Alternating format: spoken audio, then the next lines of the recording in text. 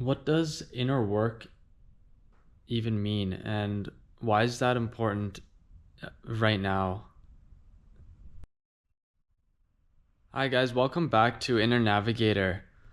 In a world that focuses only on external things, it's so important to slow down and make sense of what's happening with you in your internal world. So, what does it even mean, and why is it important? And I think that so many people don't really go into this topic, and so it's important to discuss it because many people are so focused on the things that are happening around them and the fast pace of life, and they get so caught up in it that they completely forget to manage and make sense of their internal world. But if you can pay attention to what's happening inside you, and you can work on making it more of a happy place and more peaceful, then you won't need so many things to go your way in your environment. And you won't be a slave to your environment, and you won't be so reactive to to everything that happens around you. And you won't be part of the cycle of of happiness and then sadness and happiness and sadness and going up and down forever. So that's a really important part of it, is that you start to realize that whenever you find that quick happiness in whatever external thing that it is, it can be anything from like your friends or food or some type of entertainment, um, anything that can give you that happiness from outside of yourself is just a very sort of short-lived experience, and you'll want to get the next one very quickly, and it's a sort of never ending, and it's never a constant thing. Whereas within yourself, you can kind of get out of that loop of up and down, and remain in a constant sort of happy state. So the how another way to say it is that you never want to rely on outside things for your happiness. So you want that happiness to come from inside of yourself. You want to already be in that happy state, which is a natural state for us. Just being alive should be a miracle and a happy state. And you can experience that, or you have experienced that when you're a kid, and you're happy about everything and so curious. But you kind of, when you get older, you just get in your own way, and you just block that happiness from coming out with all the desires that you have, and all the and what you want to achieve, uh, and all these like psychological dramas that you create, that you completely enter your own mind and get out of the present moment, and you just wish that you were something else, and then which makes you constantly looking for that true happiness in the external world, which is it's never going to happen. So I hope many people can realize that they. It sounds very sort of spiritual, but it's the only way to describe it, and it's important for people to realize that like their identity, their real identity, is not all these situations or things that have happened to them in their lives, um, because that you can't control those things from that happen to you, um, and it's just things that other people do to you, all the impressions. You're not the sum of all these experiences and these impressions in your mind. And your body, you can't control what type of body you have either. So that's not really who you are as well. That's just coming from the earth and from the food that you eat. So yeah, when people can realize that they're not the physical things that they can see, and what they are is just like they're just life in the moment, and every moment is sort of new.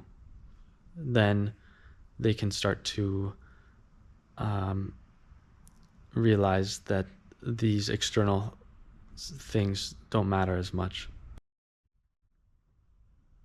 Yeah, and it's a pretty amazing to realize what your real identity is.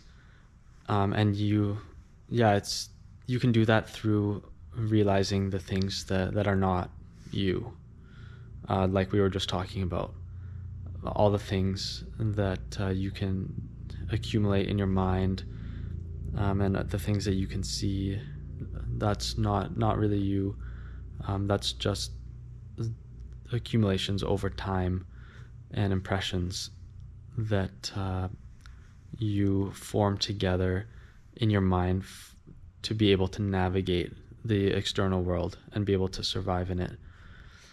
But when you do kind of slow down your mind and feel the potential life that you are. I don't know how else to describe it, but you're just like the observer or awareness is what many people say. Then you realize that you or you don't limit yourself. You're not limitless. You can really do anything, and you can be anyone. You can tomorrow, the next day, you can decide to become anyone, someone new. It's just like an unlimited possibility. But I think for a lot of people, it's very hard to describe what I mean, because it's it's sort of your identity that you can't see, that's not physical at all. So you can't really even describe it properly. But that's that's why the important thing and the thing that you can do, especially when you're starting off on a spiritual journey or inner growth, is you can just begin to go within yourself, observe the patterns that you're living on a day-to-day life, and then you can over time observe what what you aren't, and what is not truly you, and what's kind of just like a repetitive pattern that you have used over time to get what you want in the physical world, or something that's serving you. But guys, and if you can apply some of these things in your life, then you will find that you're truly happy within yourself first, and that will automatically translate to the external world. So it will just change your perception of how things look and how you experience things. So you won't even be taking your happiness from things that are happening, or from things that people do, or anything external. So that means that you're just comfortable with yourself, and you don't need anything.